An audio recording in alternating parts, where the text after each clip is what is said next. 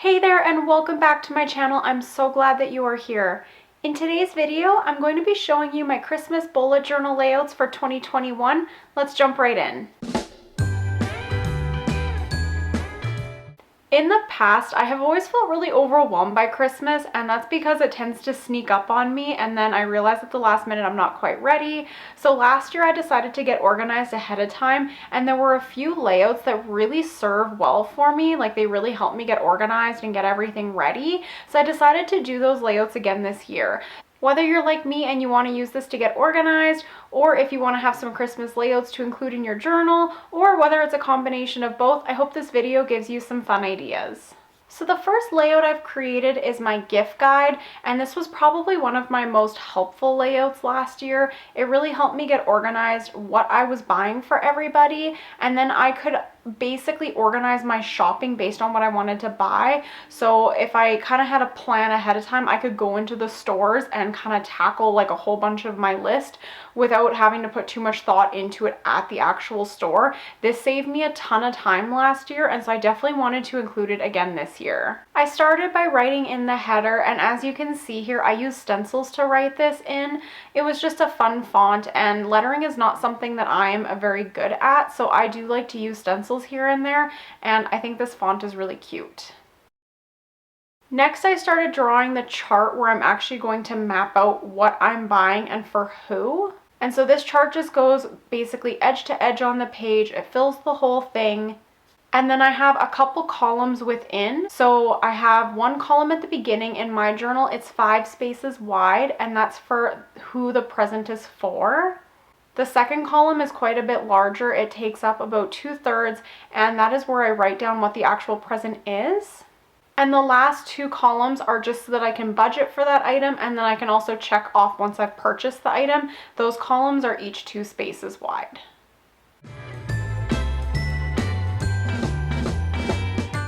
I also wanted to add some line separation in that really big chart because I find that when I'm in the store or when I'm writing, all those lines start to blur together. So whenever I have a box or a chart this big, I always try to do the second line in color so that I can differentiate between it easily. And for this, I used one of my Zebra Mildliner pens. This brown actually worked really well with my theme.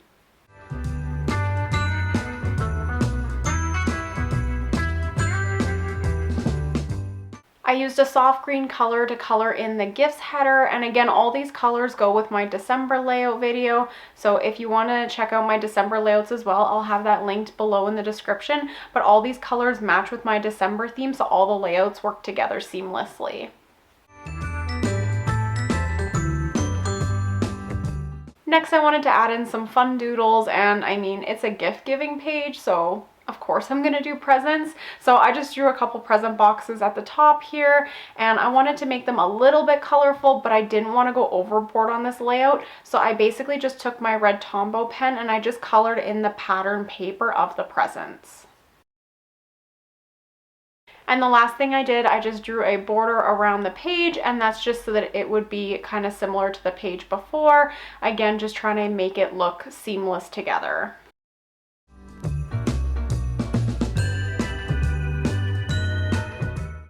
The next layout is my holiday bucket list, and here you can see I'm not using the stencils. That's because I actually traced the stencil with pencil ahead of time. So here I'm just going in with my black marker and filling in that pencil outline.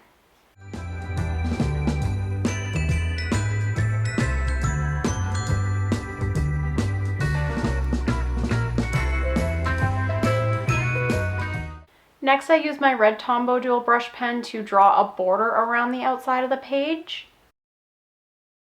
Next, I colored in the header with a soft brown beige color. Again, this color goes with my other layouts, and it's really clean, really simple. I think it's beautiful.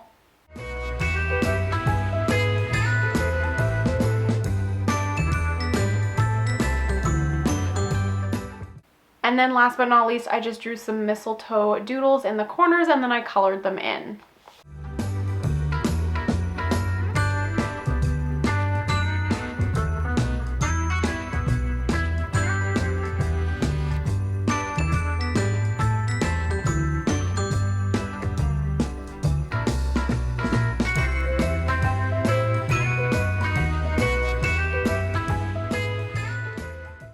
I didn't have time to fill this layout in, but I am going to be filling it in a future YouTube video. So if you want to see how I actually end up using this layout, stay tuned, subscribe to my YouTube channel, and I'll be publishing that video here in the next couple weeks. What I did last year for my holiday bucket list was basically just list out all the different things I wanted to do, and I also included some Christmas doodles to go along with them. I really like this dashboard style layout because I can include absolutely anything. Books I want to read, music I want to listen to, movies to watch, baking to do. Because it's a blank page, I can fill it in with absolutely anything, and I love that. The next layout was my Christmas countdown, and I actually had a few different ideas for what I wanted to do with this Christmas countdown. I had an idea to do a wreath with ornaments, and I had an idea to do a candy cane, but I ended up deciding that I really want to spend a little bit of December making time for myself to sit down and actually enjoy my journal, get a little creative, no pressure. And so I decided I wanted to do a doodle a day. And so I've created a layout with these different boxes. And on the 25th day, I'm going to do a little doodle outside of a box. So here at the bottom, you can see that there's no box there, but I'm going to do a fun, really big doodle in that area on Christmas Day. So to create the spread, again, I had the stencil that I used and I outlined those letters with pencil. So here I'm just going over it with my black pen.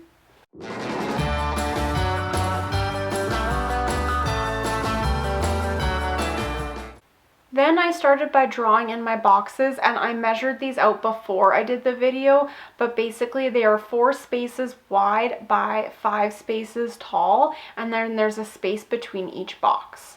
I'll speed through this section because again, it's just me setting up all these little individual boxes.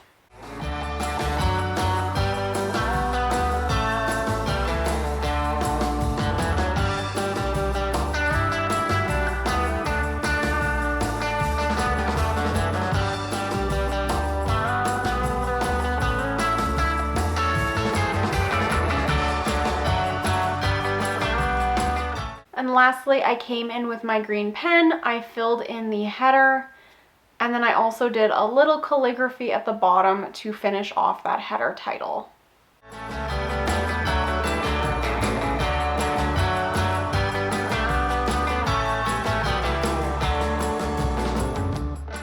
I didn't want to add any doodles to this page because I'm already going to add doodles into those boxes every single day. So I kept it pretty clean and simple, but I think by the end of December, this is going to be a really fun and colorful layout.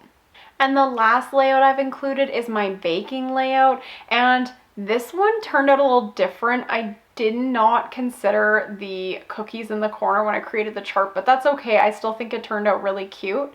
So here again, I start by writing in my header with the black pen, and I had also used a stencil to draw in these cookies, so I'm just using my black pen here to outline those.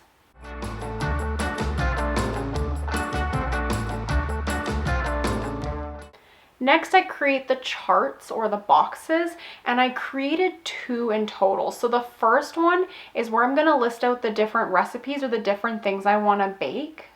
And this is where things got kind of weird in that first box because with those cookies in the corner, I couldn't quite go all the way across, so I just did a diagonal line. That's okay, it's still going to work. I know what I want to use that column for, and I'll explain that in a minute.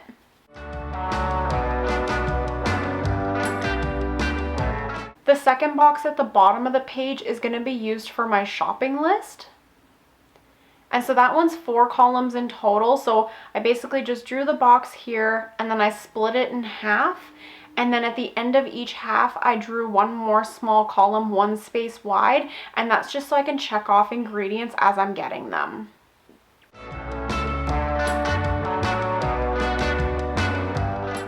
So like I said, at the top box, I'm going to write the recipe in the first column, and then the second column, I'm actually going to write down the source. So if I have the recipe in one of my cookbooks or if it's on Pinterest, I'm going to write that down in the second column. And the last step was to color in my header. I used the same green color that I had used on the previous page. And then I also colored in my cookies. So I have the little gingerbread man, which of course I did in a darker brown. And then I just used my black fine liner to fill in his eyes and mouth.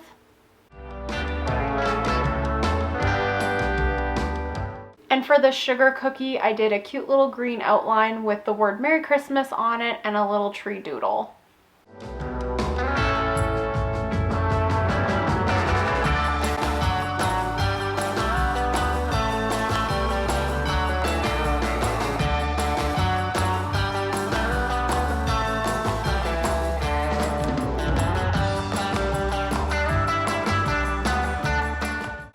to note for yourself as well, if you want to do that baking layout, if you've got bake sales coming up or like cookie exchange programs, you can even include another column in there to include a date. You can also include like who any baked goods are going to, so you can get creative and add whatever other columns are going to make sense for you. So that's it for my layouts for 2021, but there are definitely other layouts that you could include.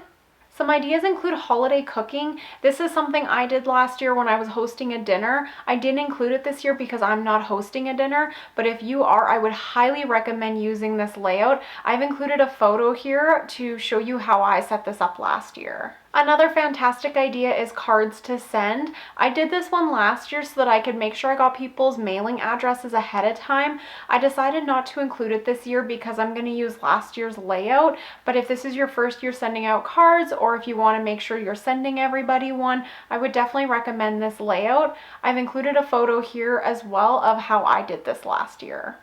Another really fun idea, and I'm actually going to try this next year, I think, is Christmas bingo.